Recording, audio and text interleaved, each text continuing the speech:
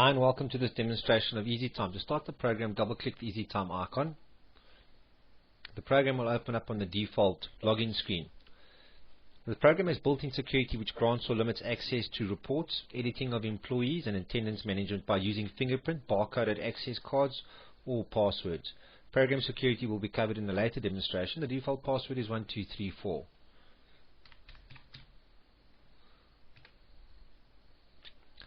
The program will now open on the clock-in screen.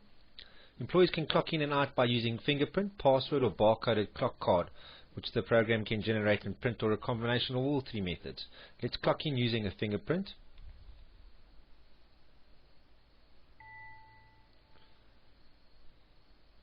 And let's clock out.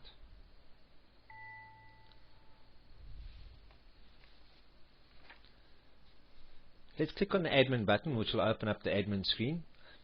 That's if the user has been allowed access for this function.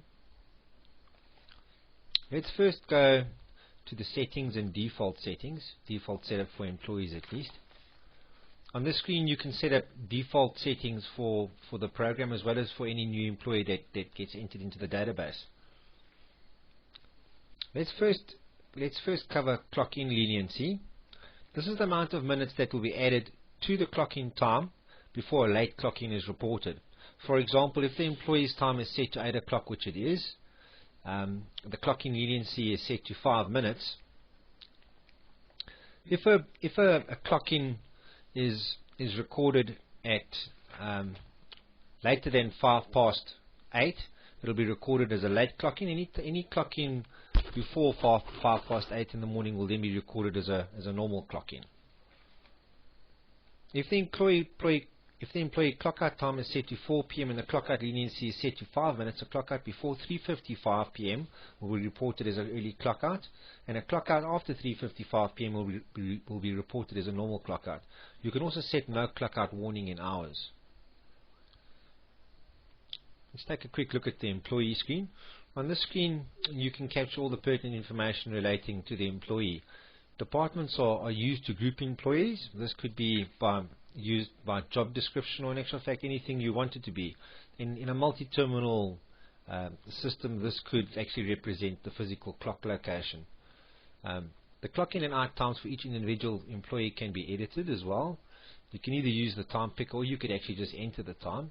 Let's just set it back to 8 a.m. Okay. The barcode number is auto-generated by the system, and that's used for the barcoded clock cards. You can also enter a normal pay rate as well as an overtime rate and an overtime trip limit. You can also print the clocking cards as mentioned earlier. Let's have a quick look at the clocking cards. Let's just view them. We'll just maximize it. That's basically what the clocking card looks like. Capture fingerprint is used to capture the fingerprint of the employee if you're going to be using the fingerprint reader. You can also then add a photograph which will be automatically resized to fit this frame. So if we go and look at another employee, let's go and look at Manny Pacquiao, and there's Manny Pacquiao there.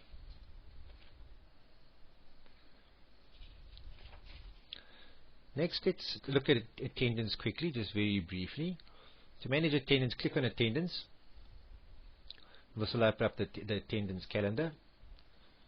You need to select a department, and then you can go and select an employee. You can navigate the attendance calendar by just using the drop-down boxes.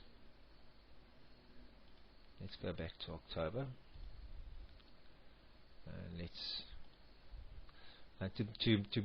To process an entry, simply click on the date box, and then select the leave type, and then click on OK. Let's close that. Next, let's go and look at reports. First, we'll look at clock-in and clock-out reports by employee. This report is filterable by date range, so let's just select the first of the month, and let's select the employee. Let's use Sugar Ray Leonard and preview.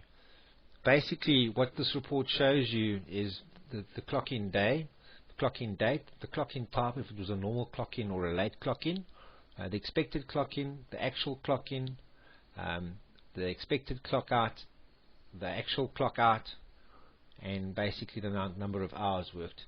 You can modify the entries on this screen simply by clicking on a line, and we can just set this as default, set default, and save. Okay, now for that clock in, Sugar Ray Leonard has now worked 11.5 hours. Let's obviously this report can be printed or it can be exported to Excel. Let's close that. Let's go and have a look at the remuneration report. Once again, the report is filterable by date. And basically what it's going to tell you is the number of normal hours worked, the actual rate that's being applied, the overtime target trip limit, the overtime rate, the overtime hours. Okay, in this case, Sugar Ray Leonard has worked, his trip hours was 50, he's worked 58 hours, so he's got 8 hours worth of overtime. That's his normal pay, that's his overtime pay, and that basically is the total. This report can also be exported to Pastel Payroll. It can have, all the reports can be printed and exported to CSV. Let's just close this report. Lastly, let's go and look at attendance reports. And once again, it's filterable by date range. Let's look at Sugar Ray Leonard again, and what we'll do is we'll look at a detailed report. Preview, and this is basically all the leave that Sugar Ray Leonard has taken for this specific period, so it's actually for this month. And that's basically that. Thanks a lot for watching.